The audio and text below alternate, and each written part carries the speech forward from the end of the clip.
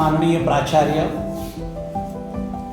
Mane sir, माननीय श्रीयुत करडे sir, त्यांचे सर्व सहकारी निदेशक आणि शिक्षक वर्ग, तसेच माझ्या विद्यार्थी मित्रांनो, आपणा सर्वांना मी अनंत डोईफोडे मनापासून धन्यवाद देतो प्रथम आणि नमस्कार करतो। या ठिकाणी आज 12 जानेवारी हा राष्ट्रीय युवा दिन आपण साजरा करणार आहोत आणि त्यानिमित्तानं 2 शब्द बोलायचे आहेत। त्यासाठी माने सरांनी, प्राचार्यांनी मला थोडंसं विचारलं आणि मी तत्क्षणी त्यांना होकार दिला। आणि या दिनाचं औचित्य असं आहे की हा युवा दिन आणि युवा जिथं आहेत, तरुण जिथं आहेत, तिथे देशभर साजरा केला जातो। याला युवा दिन असं म्हटलेलं आहे। या युवा दिनाचा शासनादेश हा 12 जानेवारी 1985 पासून हा दिन साजरा केला जातो। हा युवा दिन असं किंवा युवा सप्ताह असं या सप्ताहाला म्हटलं जातं। का म्हटलं जातं तर या देशामध्ये जास्त ऊर्जा असणारी जी पिढी आहे, जास्त ऊर्जा असणारी जी लोकसंख्या आहे, ती तरुण मुलांची आहे। आणि ही तरुण मुलं जी आहेत, ही तरुण मुलं आपल्या देशाचं भवितव्य आहे आणि आपल्या देशाचं भवितव्य उज्ज्वल व्हावं, चांगलं व्हावं आणि आपला देश केवळ भरभराटीचाच नव्हे तर जगामध्ये एक उत्कृष्ट देश, उत्कृष्ट संस्कृती, उत्कृष्ट परंपरा असलेला देश असा जगभर नावाजला जावा, यासाठी जर आपल्याला काही करावयाचं असेल तर या तरुण पिढीला जागृत केलं पाहिजे। या तरुण पिढीमधली ऊर्जा आपण जाणली पाहिजे आणि ही ऊर्जा त्यांना वापरायला लावली पाहिजे आणि योग्य दिशेने मार्गदर्शन करण्यासाठी हा युवा सप्ताह देशभर 12 जानेवारी 1985 पासून साजरा केला जातो। आता हा युवा दिन 12 जानेवारीलाच का तर आपल्या इतिहासाची पानं जर मागं उलटत गेलो तर आपल्याला लक्षात येतं अनेक युगपुरुष, अनेक थोर पुरुष, अनेक मोठी मोठी व्यक्तिमत्व या भारत मातेने आपल्याला दिली आहेत, ज्यांचे संस्कार, परंपरा आपण आज तागायत जपत आहोत, त्यांचा इतिहास अभ्यासत आहोत। त्यांच्या प्रेरणेतून आपल्यामधल्या नवीन पिढ्या कित्येक शतकापासून घडत आहेत आणि आपल्या देशामध्ये आपल्या मातृभूमीसाठी आपलं योगदान देत आहेत। मग 12 जानेवारीच का निवडली तर 12 जानेवारी हा एका आपल्या देशातील एक थोर संन्याशाचा जन्मदिवस आहे। हा थोर संन्याशी जो आहे तो अत्यंत बुद्धिमान होता, एक पाठी होता आणि या संन्याशाचा जन्मदिवस आपण साजरा करावा आणि त्या संन्याशाचे विचार, त्यांच्या कार्याचा परिचय या तरुण पिढीला व्हावा आणि तरुण पिढीसाठी या संन्याशाचं जे काही मत आहे ते मत त्यांच्यापर्यंत पोहोचवावं, यासाठी हा 12 जानेवारी हा दिवस त्यांनी युवा दिन म्हणून साजरा करण्याचं शासनाने ठरवलं आणि तेव्हापासून आज हा दरवर्षी हा युवा सप्ताह आणि युवा दिन साजरा केला जातो। या सप्ताहामध्ये देशभरातील विविध शाळा, विविध महाविद्यालय, विविध शैक्षणिक संस्था, कॉलेजेस आणि अनेक प्रकारच्या व्यावसायिक संस्था आणि इतर ठिकाणी हा सप्ताह साजरा केला जातो, हा दिवस साजरा केला जातो। काय केलं जातं यामध्ये? हा जो संन्याशी होता, हा जो साधू पुरुष होता, हा जो तरुण होता, या तरुणांनी जे योगदान दिलेलं आहे, त्याचं कार्य, त्याची महती, त्याचे विचार, त्याचा इतिहास या तरुण पिढीपर्यंत पोहोचला पाहिजे आणि त्यांच्यापर्यंत त्यांच्यामध्ये योग्य असं परिवर्तन होऊन त्यांना त्यांच्या जीवनाची योग्य दिशा मिळाली पाहिजे, यासाठीचा हा दिवस आहे।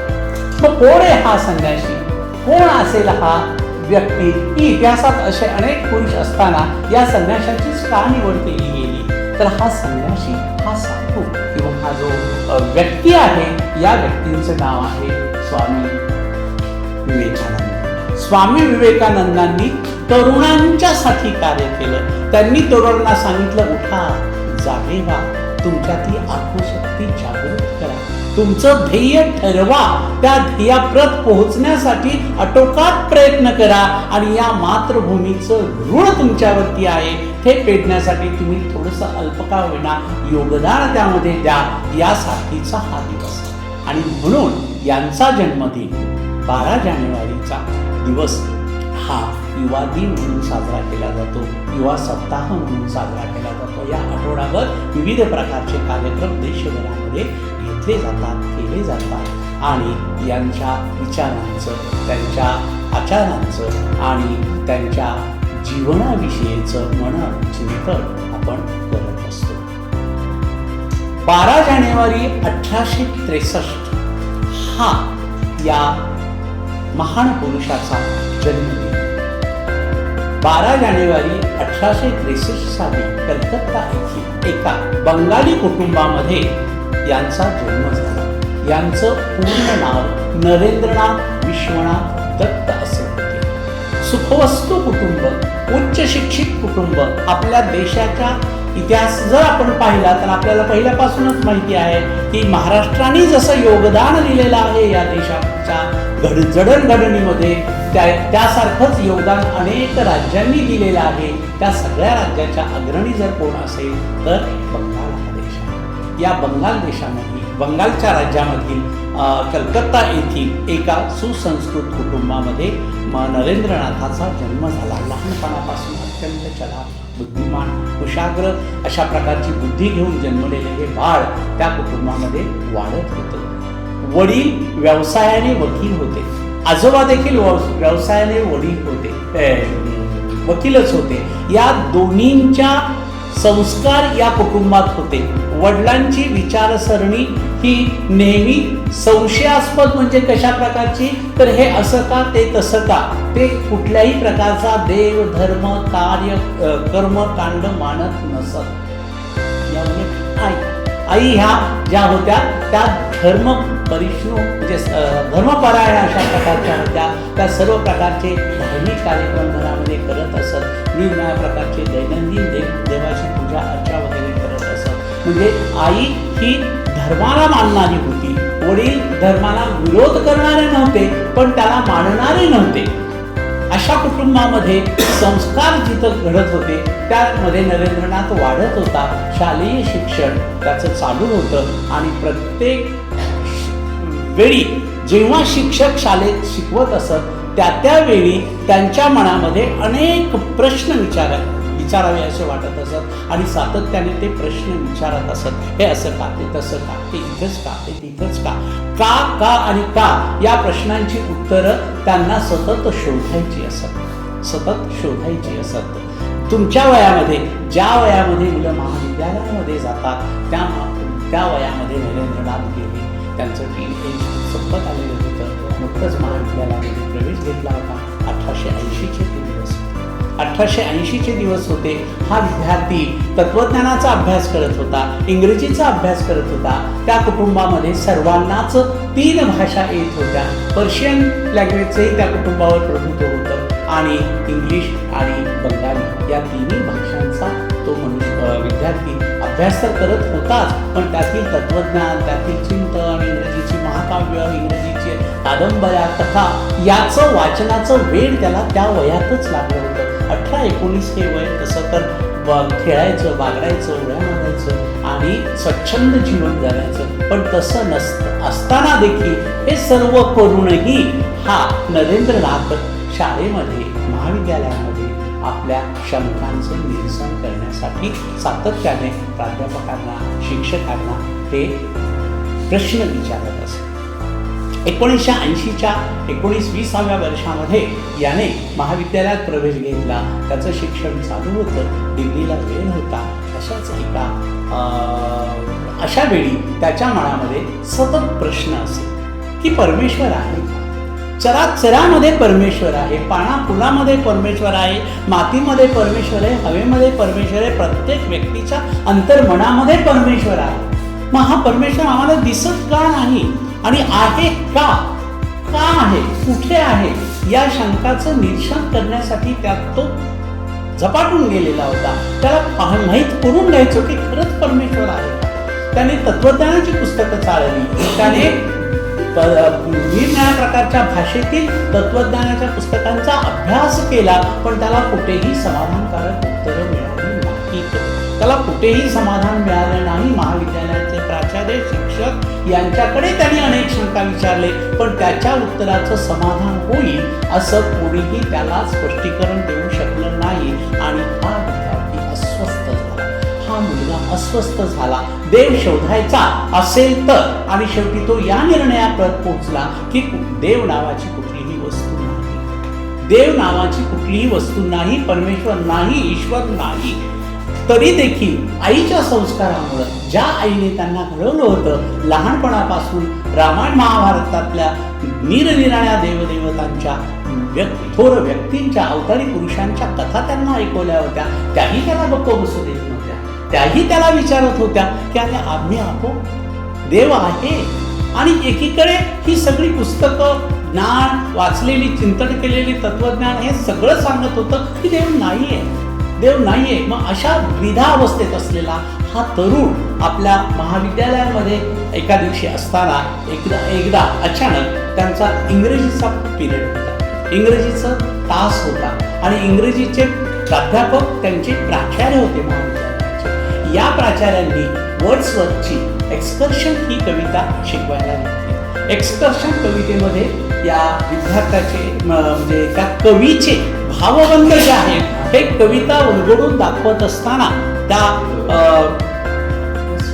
त्या विद्यार्थ्यांना त्यांनी सांगितलं की या कविता ही पूर्ण तुम्हाला जर आकलन करायची असेल, समजून घ्यायची असेल, यातलं विश्व समजायचं असेल तर त्याच्यामधल्या भावविश्वापर्यंत तुम्ही पोहोचला पाहिजे, तिथपर्यंत तुम्ही गेला पाहिजे. आणि ते जाणारं जर तुम्हाला प्रात्यक्षिक हवं असेल, प्रत्यक्ष एखादी व्यक्ती अशी बघायची असेल की हे उलगडून सांगणारी व्यक्ती जर तुम्हाला बघायची असेल तर कलकत्त्यापासून थोड्याशा अंतरावरती दक्षिणेश्वर या छोट्याशा कालीमातेच्या मंदिरामध्ये एक संन्यस्त राहतो, एक पुजारी म्हणजे एक धर्मात्मा राहतो.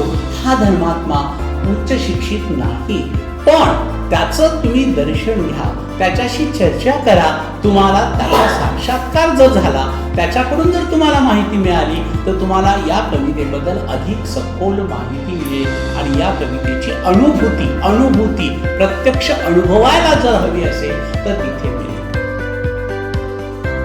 अनेक विद्यार्थी ह्या गोष्ट विसरून गेले, जनरल असतात, पिरियड होतो, सगळेजण विसरतात, काय लक्षात ठेवतात. पण हा विद्यार्थी त्या विचाराने स्वस्थ झाला होता, त्याला परमेश्वराचा शोध घ्यायचा होता.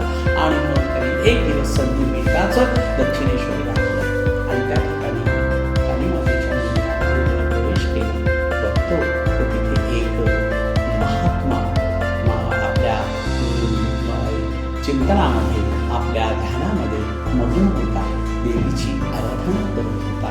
आणि त्यांनी ते फक्त बाहेरून पाहिलं आणि तो रडत आला. त्याला वाटलं की काहीतरी यामध्ये आहे. आणि म्हणून मग नंतर अशीच काही वर्ष गेली. 1984 साली ते पदवीधर झाले आणि 1884 साली ते पदवीधर झाले. आणि पदवी झाल्यानंतर हा युवक मात्र त्याच्या उत्तरांच्या शोधासाठी निघाला. त्याने रामकृष्ण परमहंस ही ती व्यक्ती होती. रामकृष्ण परमहंसांना विचारलं की देव कुठे आहे, मला देवाची अनुभूती घ्यायची आहे, प्रत्यक्ष अनुभव घ्यायचा आहे. सगळे म्हणतात की देव माणसामध्ये आहे, देव पानाफुलामध्ये आहे. सगळीकडे देव जर आहे तर देवाची आराधना करण्यासाठी आपल्याला मंदिरं का लागतात? मंदिरामध्ये त्याची प्रतिष्ठापना आपण का करायची? मंदिरामधल्या देवाला जाण्याची गरज आहेच का? आणि तिथेच का जायचं? नमस्कार करण्यासाठी, परमेश्वराचं अस्तित्व शोधण्यासाठी. मग त्यावेळेस रामकृष्ण परमहंस तुझी शंका रास, तुझी शंका अगदी बरोबर. या विश्वव्यापी परमेश्वराचं जर स्वरूप जाणून घ्यायचं असेल तर सगळ्या विश्वाकडे आपण बघितलं पाहिजे, सगळ्या विश्वाकडे आपण बघितलं पाहिजे. आणि त्याचं प्रत्यक्ष दर्शन करण्यासाठी, त्याच्या अगदी जवळ जाण्यासाठी जर आपल्याला काही करायचं असेल, त्याचा अगदी अनुभूती घ्यायची असेल तर त्यासाठी ही मंदिर आहे. या मंदिरामध्ये तशा प्रकारचं वातावरण असतं, या मंदिरामध्ये तशा प्रकारच्या देवतांचा वास असतो आणि त्या देवतांचं प्रत्यक्ष दर्शन तुम्हाला मिळेल. असं चाललं होतं. 5-6 वर्षाचा कालावधी गेला. अचानक त्यांच्या वडिलांचा मृत्यू झाला. वडिलांचा मृत्यू झाल्यानंतर कुटुंबामध्ये थोडीशी आर्थिक अडचण निर्माण झाली. कुटुंबाची आपली जबाबदारी आपण काहीतरी करावी म्हणून आपण नोकरीच्या शोधात अत्यंत बुद्धिमान, चलाक, देखणा आणि व्यवस्थित व्यक्तिमत्व असलेला हुशार विद्यार्थी पण कशी नोकरी शोधायची, काय करायचं या विचारामध्ये ते सतत असे होते. आणि शेवटी ते रामकृष्णांजवळ गेले आणि म्हणाले, मला आता संपायचं मला इथून पुढे जगायचं नाही, मला संपवायचं आहे, कारण मी ही परिस्थिती हाताळू शकत नाही. ते म्हणाले, का, काय तुझ्या डोक्यात काय आहे, काय आहे, नाही मला नकोच आहे. तर ते म्हणाले, एक काम कर, कालीमातीच्या देवळात बस आणि ते ध्यानस्थ हो, विचार कर, सतत मनन चिंतन देवीचंच कर. तुला देवी मार्गदर्शन करेल, तुला तुझा प्रश्न सोडण्यासाठी ती मदत करेल. असं झाल्यानंतर त्यांनी त्या ठिकाणी देवीच्या मंदिरामध्ये गेले, कालीमातीची आराधना केली, सतत मनन चिंतन स्वतःचं एकाग्र अशा प्रकारचं मन त्यांनी लावलं आणि देवी समोर प्रकट झाली असा भास त्यांना झाला. आणि देवीने त्यांना विचारलं, काय हवंय?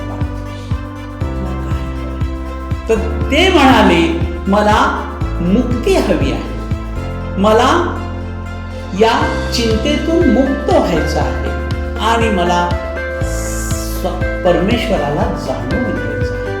ते आपले वैयक्तिक प्रश्न देवीला सांगू शकले नाहीत आणि ते परत आल्या रामकृष्णांना त्यांनी सांगितलं, असं झालं, मला मातेचं दर्शन झालं. आणि मला त्यांनी या ठिकाणी विचारलं, मी हे सांगितलं, तू नाही, तू परत जा, तुझा प्रश्न सोडवायचा असेल तर तू पुन्हा विचार. असं 2दा झालं, 3दा झालं, आठवडाभर झालं. आणि मग रामकृष्णांनी त्याला विचारलं, नरेंद्रनाथा, तुझा जन्म नोकरी करण्यासाठी नाही, तुझा जन्म उदरनिर्वाहासाठी पैसे मिळवण्यासाठी नाही, तर या जगाला तत्वज्ञान शिकवण्यासाठी आहे.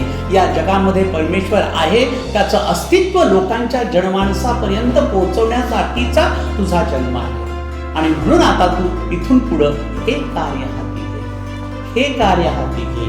तू संन्यास घ्यायचा का नाही हा तुझा प्रश्न आहे. पण या भौतिक संसारामध्ये, या भौतिक गोष्टीमध्ये तू लडबडून पडू नकोस. तुझं जग वेगळं आहे, तुझं व्यक्तिमत्व वेगळं आहे. आणि त्या दिवसापासून ते रामकृष्ण परमहंसाला आपले गुरु, रामकृष्ण परमहंस त्यांचे गुरु होते. आणि हा अशिक्षित, कुठल्याही विद्या ग्रहण न करणारा निरक्षर माणूस पण तो स्वामी विवेकानंदांचे गुरु झाले. याचं कारण काय, तर ते अलौकिक व्यक्तिमत्व होतं, गॉड गिफ्टेड होतं. परमेश्वराने त्याला तशा प्रकारची ऊर्जा दिलेली होती. आणि आता ही ऊर्जा सगळ्यामधली, प्रत्येक युवकामधली जागृत करण्यासाठी स्वामींनी मग संन्यस्त वृत्तीने राहायचं ठरवलं. संसाराच्या मोहपाशात आपल्याला उठायचं नाही. आपला संसार नकोच आहे. हा देश म्हणजे माझा संसार आहे, हे जग म्हणजे माझा संसार आहे. या सगळ्यांना मला परमेश्वराची अनुभूती द्यायची आहे. या एकाच विचाराने झपाटलेला हात करून वेगवेगळ्या ठिकाणी मग लोकांना सांगू लागले, लोकांना वेगवेगळे विचार सांगू लागले. अशातच अनेक दिवस गेले आणि एक दिवस अमेरिकेमध्ये साधारणपणे मला वाटतं 1993चा वगैरे कालावधी तो असेल, त्या ठिकाणी त्यांना जायचं होतं. त्यांच्या जाण्यामध्ये सुद्धा अनेक अडचणी होत्या. आर्थिक गोष्टीपासून ते वेगवेगळ्या गोष्टी, त्या परिषदेला आपण जायचंच हा त्यांचा अट्टहास होता. अमेरिकेमधील शिकागो या शहरामध्ये सर्व धर्म परिषद भरलेली होती, भरणार होती. आणि त्या परिषदेमध्ये आपले विचार, परमेश्वराबद्दलचं आपलं मत, आपल्या सनातन धर्माचं महत्त्व आणि परमेश्वर कसा आहे आणि आमच्या भारताची संस्कृती कशी आहे हे दाखवण्यासाठी, म्हणून मला तिथे बोलायचंच आहे असा अट्टहास त्यांनी घेतला होता. इतक्या लांबचा प्रवास करून ते अमेरिकेमध्ये शिकागोला पोहोचले. सर्व धर्म परिषदेमध्ये ते त्या ठिकाणी त्यांना 2-4 मिनिटं बोलायची फक्त संधी दिली. तिथे कोलंबसाने अमेरिकेचा शोध लावला होता, त्याला 400 वर्ष पूर्ण झालेली होती आणि 400 वर्षाचा हा इथे सोहळा चालला होता की 400वा वाढदिवस अमेरिकेचा आहे. आणि हा अमेरिकेच्या वाढदिवसामध्ये तिथे अनेक धर्माचे वेगवेगळे लोक त्यांनी एकत्र बोलवलेले होते जगाभरातले. आणि त्यामध्ये आमचा धर्म हा ख्रिश्चन धर्म कसा श्रेष्ठ आहे, सर्व जगाभर कसा पसरलेला आहे आणि वेगवेगळ्या गोष्टी कशा आहेत हे त्यांच्यासाठीचे वादविवाद करणारे महापंडित तिथे आलेले होते, उच्च शिक्षित लोक तिथे आलेले होते, देशोदेशीचे रिप्रेझेंटेटिव्ह तिथं आलेले होते. आणि या देशामध्ये हा व्यवस्थापक तरुण त्या ठिकाणी उभा राहिला आणि त्यांनी सुरुवात केली आपल्या पहिल्या वाक्याने. What did he say? He said, my sisters and brothers of America, my sisters and brothers of America, माझ्या अमेरिकेतील भगिनी आणि बंधूंनो. भगिनी आणि बंधूंनो हे शब्द त्यांनी उच्चारलं आणि त्याच क्षणी अख्ख्या हॉलमध्ये टाळ्यांचा कडकडाट झाला. आपल्या सर्वांना बंधू मानणारा, आपल्या सगळ्या भगिनींना भगिनी मानणारा हा कोण पुरुष आहे, हा कोण संन्यासी आहे? ते वाक्य इतकं इम्प्रेसिव्ह ठरलं की सगळेजण बघायला लागले की आता पुढे हा काय बोलणार. आणि पुढे त्यांनी जे भाषण केलं ते तर आज इतिहासामध्ये सगळीकडे गोल्डन अक्षरांनी सुवर्ण अक्षरांनी लिहिलेलं आहेच. त्यांचे हे शब्द मात्र आज सगळीकडे आपण वारंवार वापरत असतो. ही आमच्या भारताची संस्कृती आहे. स्त्रियांना आम्ही भगिनी समजतो, सर्व नागरिकांना आम्ही बंधू समजतो, आम्ही बंधू भावाने राहतो. आणि त्यांनी पहिल्यांदा आपण नेहमी जनरली काय म्हणतो, माय ब्रदर्स अँड सिस्टर्स, पण ते काय म्हणाले होते, my sisters and my brothers. Sisters माझ्या भगिनी, म्हणजे स्त्रियांना आम्ही आदराचं स्थान देतो. ही आमच्या देशाची संस्कृती आहे. स्त्रियांना आम्ही आदराचं स्थान देतो, तिला देवीचं स्थान देतो, तिची महती आमच्याकडे अनन्यसाधारण आहे आणि ही आमची संस्कृती आहे. हा आमचा भारत देश आहे आणि आमच्या भारत देशामध्ये आमचा हा सनातन धर्म जो आहे तो परमेश्वराला तर मानतोच, परमेश्वराचं अस्तित्व तर आहे हे आम्ही मानतोच, पण आमच्यामधल्या प्रत्येक व्यक्तीमध्ये हे संस्कार आहे की त्यांनी स्त्रियांचा आदर केला पाहिजे, त्यांनी पुरुषांना बंधू मानलं पाहिजे. आपल्या संगणमताने एक विचाराने अनेक प्रकारची राज्ये इथे आहेत, पण ती एकोपाने राहतात. वेगवेगळे धर्म आहेत, वेगवेगळे पंथ आहेत, वेगवेगळ्या जाती आहेत, वेगवेगळ्या भाषा आहेत, पण ती एकोपाने राहतात. हा माझा भारत देश आहे आणि या भारताचं हे जे तत्वज्ञान आहे, संस्कृती आहे, संस्कार आहेत, हे सर्व संस्कार जगभरात पोहोचले पाहिजेत आणि जगभरामध्ये आपल्या देशाचं नाव उज्ज्वल झालं पाहिजे. हा देश खूप मोठा झाला पाहिजे. इथे प्राचीन परंपरा आहे. रामकृष्णासारखे महान नायक इथे इतिहासामध्ये नव्हे पुराण काळामध्ये होऊन गेले. त्यांचं जे भगवद्गीता आहे, त्यांचं जे रामायण आहे, जे आहेत असे वेगवेगळ्या प्रकारचे संस्कृत ग्रंथ, ही आमची प्रॉपर्टी आहे, ही आमची संपत्ती आहे आणि ही आमच्या तरुण पिढीने जतन केली पाहिजे, पुढे नेली पाहिजे. यासाठी तरुणांनो जागे व्हा. आपला देश काय आहे, आपण कोण आहोत, माझा महाराष्ट्र काय आहे हे जाणून घेऊन त्या दृष्टिकोनातून तुम्हाला स्वतःमधली ऊर्जा जागृत करायची आहे. परमेश्वराने सगळ्यांना सगळं साथ. This universe is something that is controlled by someone. कोण आहे मग ते? हे युनिव्हर्स कंट्रोल करणारा कोण आहे? भरती होते, ओहोटी होते, सगळे ग्रह तारे हे आपापल्या गतीने फिरत असतात. जरा सुद्धा इकडे तिकडे काही होत नाही. वादळ येतात, वारा वाहतो, पावसाळा येतो, उन्हाळा येतो, हिवाळा येतो आणि ज्या त्या काळामध्ये ज्या त्या ऋतूमध्ये ही धरती आपल्याला वेगवेगळ्या प्रकारचे उत्पादनं देते. हे कोण करतं? हा ईश्वर आहे आणि तो आहे म्हणून आपण त्याच्या प्रती आदर तर दाखवलाच पाहिजे, पण आपण सुद्धा आपल्याला जेवढं शक्य आहे ते पुढच्या पिढ्यांना, आपल्या शेजाऱ्यांना, आपल्या पाजाऱ्यांना, आपल्या मित्रांना, आपल्या सगळ्यांना दिलं पाहिजे, वाटलं पाहिजे. मी कोण आहे, मी वेगळा आहे, मी मोबाईलमध्ये रमणारा तरुण नाही आहे, मोबाईलमध्ये नुसतं व्हॉट्सअप बघायचं, इकडे तिकडे मेसेज पाठवायचे, यूट्यूब बघायची, झीट्यूब बघायचं, काय असेल ते युवा बघायचा आणि त्याच्यामध्ये रमणारा तरुण मी नाही आहे असेलही ते मला वाटेल थोडंसं गरजेचं. विवेकानंदांनी सगळं केलं. त्यांनी ज्या वेळेस अभ्यासाला महत्त्व दिलं त्यावेळेस अभ्यासच केला आणि ज्या वेळेस इतर गोष्टी करायच्या त्यावेळेसच केलं. त्यांनी शारीरिक आपल्या आरोग्याला सुद्धा तितकंच महत्त्व दिलं. ते बलरंग होते, ते चांगले होते, हेल्दी होते आणि स्वतःवरती संयम त्यांचा होता, नियंत्रण त्यांचं होतं. अमेरिकेमध्ये त्यांच्या व्याख्यानांची मालिका सुरू झाली. त्यांची व्याख्यान सगळ्यांना इतकी आवडली की ते लोक प्रेरित झाले आणि त्यांच्याबद्दल लोकांना प्रेम वाटलं. अनेक अनुयायी फॉलोअर्स त्यांना तिथं मिळाले. रामकृष्ण मिशन नावाची संस्था त्यांनी स्थापन केली आणि त्यातून त्यांचं कार्य सुरू झालं. अशाच एका युरोपमधल्या कार्यक्रमामध्ये कार्यक्रम संपला आणि स्वामीजींना भेटायला एक तरुणी आली. दिसायला देखणी सुंदर तरुणी होती ती आणि ती म्हणाली, स्वामी मला तुमच्याकडे लग्न करायचं आहे. ते म्हणले, मी संन्यस्त आहे, मी संन्याशी आहे, मी विवाह बंधनात अडकणार नाहीये, मला मोहजाल नाहीये, मला संसारात अडकायचं नाहीये, आपण हे असं काही मला विचारू नका.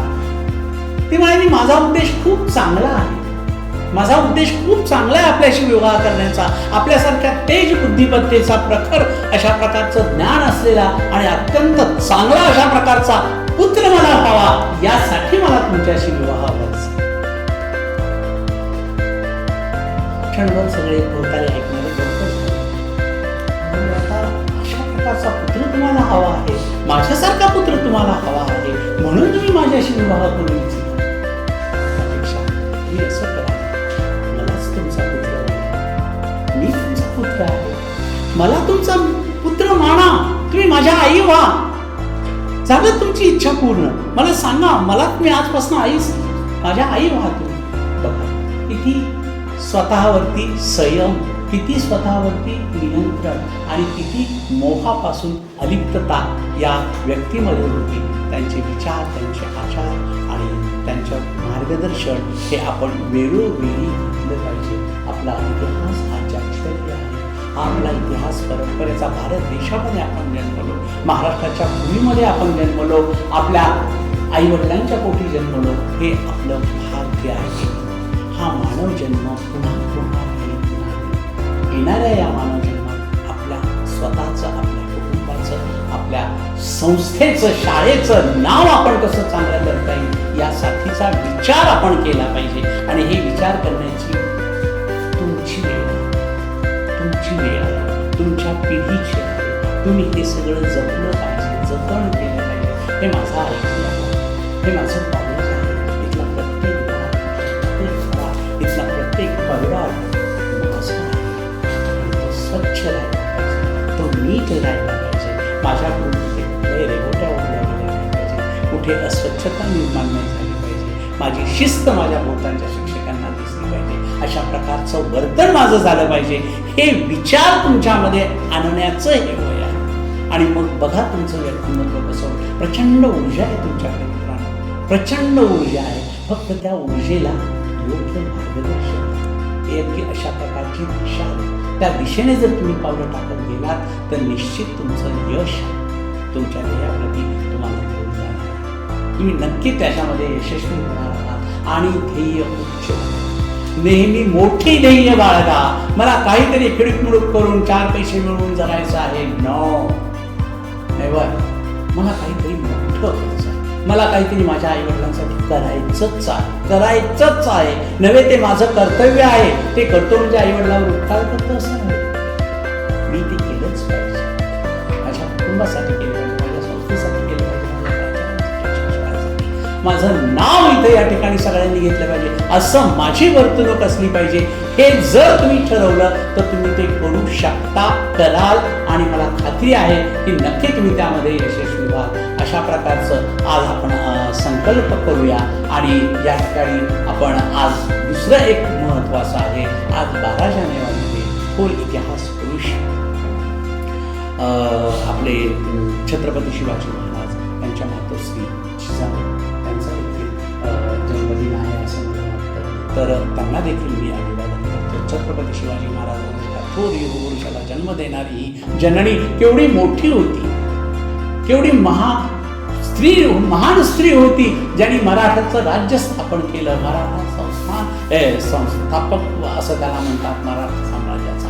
अशा प्रकारचा थोर पुरुष, चारित्र्य संपन्न, अनेक गुणांनी युक्त अशा प्रकारचे शिवाजी महाराज.